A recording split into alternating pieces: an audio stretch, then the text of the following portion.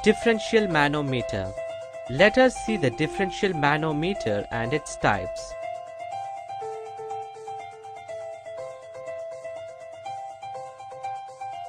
Differential manometers are the devices used for measuring the difference of pressure between 2 points in a pipe or in 2 different pipes. A differential manometer consists of a U-tube that containing a heavy liquid.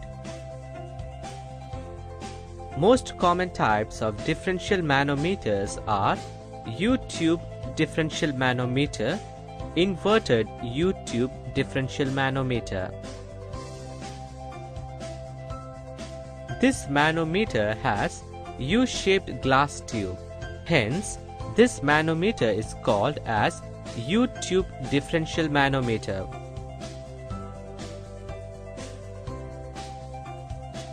Inverted U-tube differential manometer consists of a glass tube in inverted U shape.